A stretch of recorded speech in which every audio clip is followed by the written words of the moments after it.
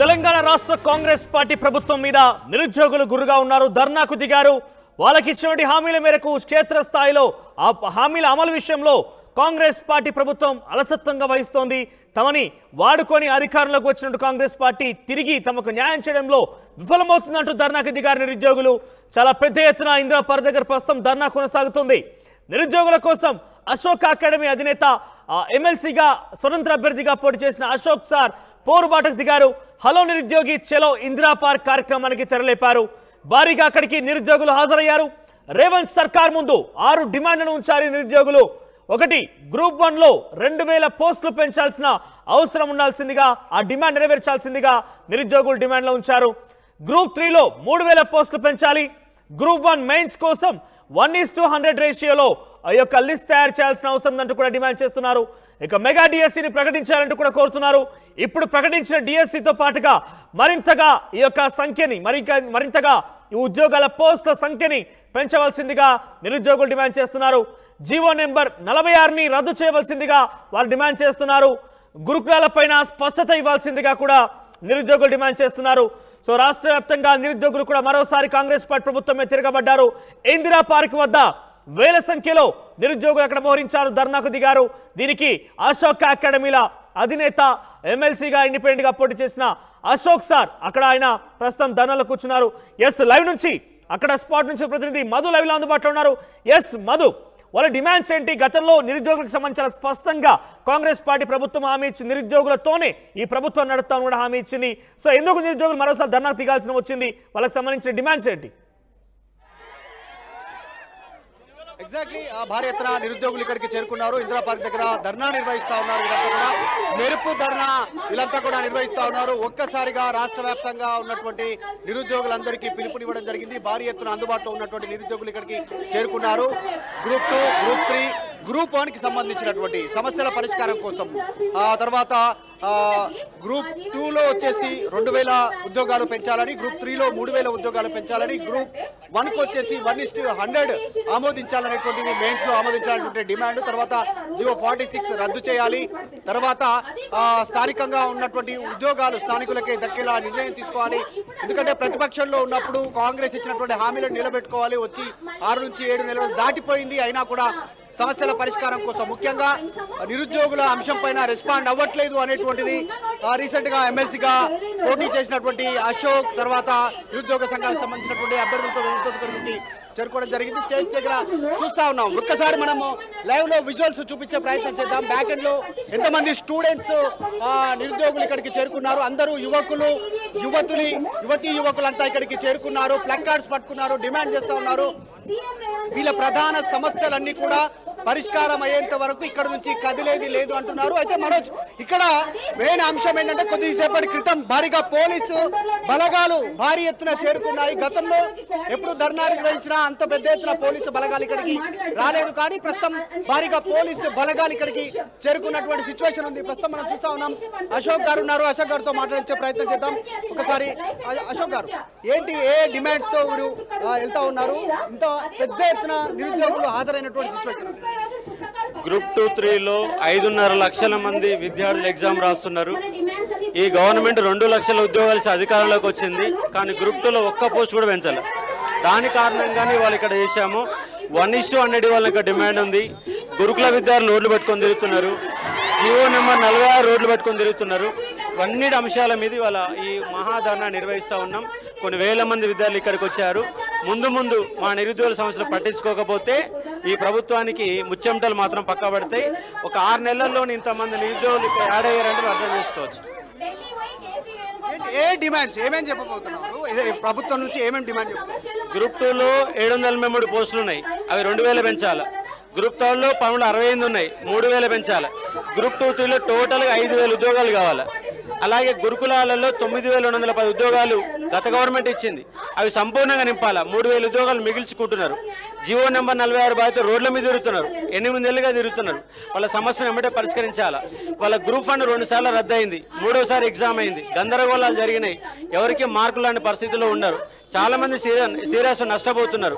వాళ్ళందరికీ 1:100 ఇస్తే వాళ్ళు మెయిన్స్ రాసుకోవడానికి అవకాశం ఉంటుంది. కానీ చాలా సమస్యల మీద ఇవాళ ఇక్కడ చేశాము. ఈ ప్రోగ్రామ్ అని మధ్యాహ్నం 3-4 గంటల వరకు నడుస్తుంది. ఎంతమంది వచ్చారో అర్థం చేసుకునే ప్రయత్నం చేయొచ్చు. ఒకసారి అందరూ ఒకసారి చూపించే ప్రయత్నం చేయండి. 100%. ఒకసారి విజువల్స్ లో చూపించే ప్రయత్నం చేద్దాం. ఎంతమంది ఉన్నారు విజువల్స్.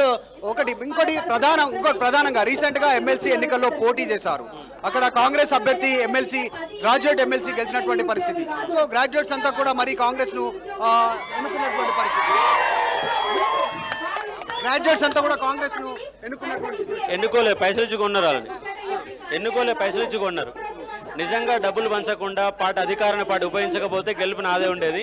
డబ్బులు ఇచ్చి కొనుగోలు చేసి దొంగ ఓట నమోదు చేసుకొని గెలిచిన సందర్భంగా చాలా మంది నిరుద్యోగానికి సంబంధించినటువంటి యువ పెంపు గురించి ధర్నా జరుగుతుంది. ఇక్కడ గ్రూప్ 2 పోస్టులు ఎన్ని ఉన్నాయి, గ్రూప్ 3 పోస్టులు ఎన్ని ఉన్నాయని ఇంతవరకు డిక్లేర్ లేదు. ఇక్కడ ప్రభుత్వం దగ్గర అధికారిక సమాచారం లేదంటారు. అధికారిక సమాచారం ఎందుకు ఉంటుంది? గ్రూప్ 2 పోస్టులు దాదాపు 550 పై ఖాళీలు ఉన్నాయి ప్రజెంట్. అది మాకు తెలిసిన సమాచారం ప్రకారం గ్రూప్ 3 1000 పోస్టులు ఉన్నాయి. గ్రూప్ 3 గురించి 2022 డిసెంబర్ వరకే 4000 ఖాళీలు ఉన్నాయి. అవి 1300 పోస్టులు మాత్రమే ఇచ్చారు. అక్కడ కొంతమంది బీఆర్ఎస్ పార్టీ నాయకులు, బీఆర్ఎస్ పార్టీకి సంబంధించిన శ్రేణులు కూడా ఉన్నారు. ఒకసారి వాళ్ళతో కూడా మాట్లాడించే ప్రయత్నం చేయండి. జీవో నెంబర్ 317 మీరే తీసుకొచ్చారు. అది తప్పని మీరు ఒప్పుకోవాలా, ఇప్పుడు న్యాయం చేయాలని చెప్పాలా? అప్పుడు సీనన్న మాట్లాడతారు విద్యార్థులు ఉద్దేశించి.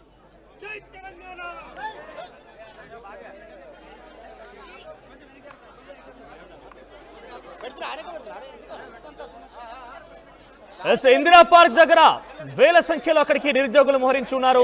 తమ డిమాండ్లకు సంబంధించి 6 డిమాండ్లుగా వాళ్ళు చెప్తున్నారు. గ్రూప్ 1 లోకి సంబంధించి 1:100 రేషియోలో పోస్టులకు సంబంధించి తీసుకోవాల్సిన అవసరం ఉంది. గురుకులాలపై స్పష్టత ఇవ్వాలి. జీవో నెంబర్ 46 ని వాళ్ళు రద్దు చేయాలంటూ కూడా కోరుతున్నారు.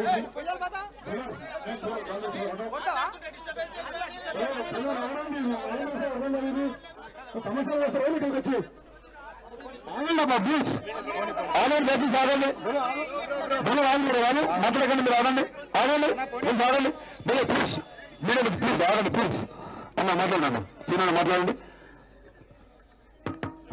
జై తెలంగాణ.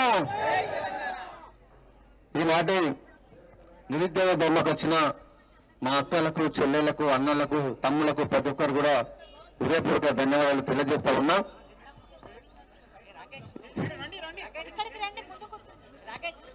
ఇవాళ నిరుద్యోగుల ఐక్యతను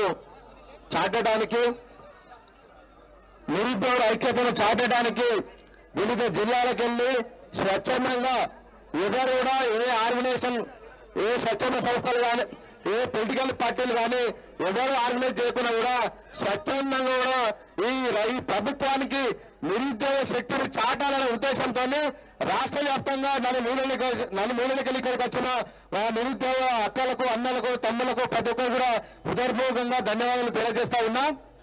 ఇవాళ మొన్న ఎన్నికల ముందు చాలా మంది కష్టపడ్డారు. మీరంతా కొంతమంది నాయకులు కాంగ్రెస్ పార్టీకి అవకాశం ఇవ్వండి, ఈ పార్టీ బీఆర్ఎస్ పార్టీ అధికారంలో ఉంటే మనకు ఉద్యోగాలు రావని చెప్పి అనేక రకాలుగా రెచ్చగొడితే ఇవాళ బీఆర్ఎస్ పార్టీ అధికారంలోకి దూరమైంది.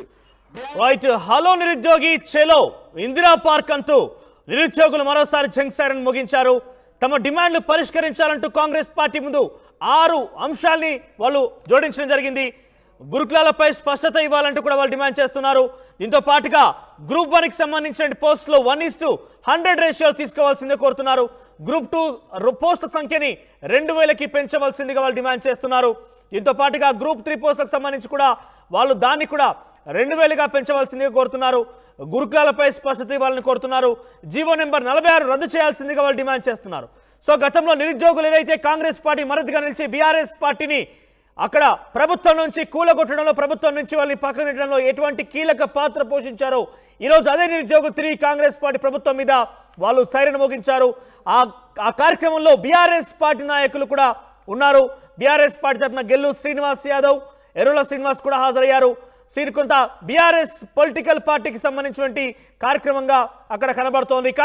కానీ వేల సంఖ్యలో నిరుద్యోగులు మాత్రం మోహరించున్నారు. కాంగ్రెస్ పార్టీ మీద సైరన్ మోగించేందుకు అక్కడ సిద్ధమయ్యారు.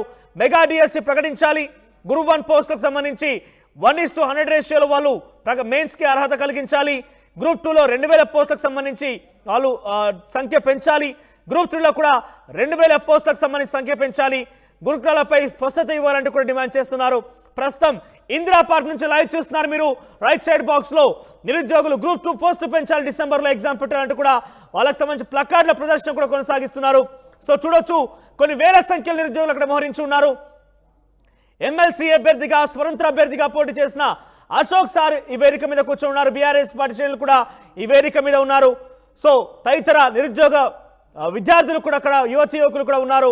సో చాలా పెద్ద ఎత్తున ధర్నా కొనసాగించే అవకాశం కనబడుతుంది. సాయంత్రం 3 గంటల వరకు కూడా ఈ ధర్నా కొనసాగిస్తారంటూ కూడా చెప్తున్నారు. సో కాంగ్రెస్ పార్టీ ప్రభుత్వం తమకి ఇచ్చిన హామీ మేరకి ఈ యొక్క హామీలు అమలు చేయాలంటూ కూడా వాళ్ళు డిమాండ్ చేస్తున్న పరిస్థితి. సో నిరుద్యోగుల ధర్నాకు సంబంధించి ఎక్స్క్లూజివ్గా ఆర్టీ మీకు చూపించే ప్రయత్నం చేస్తోంది.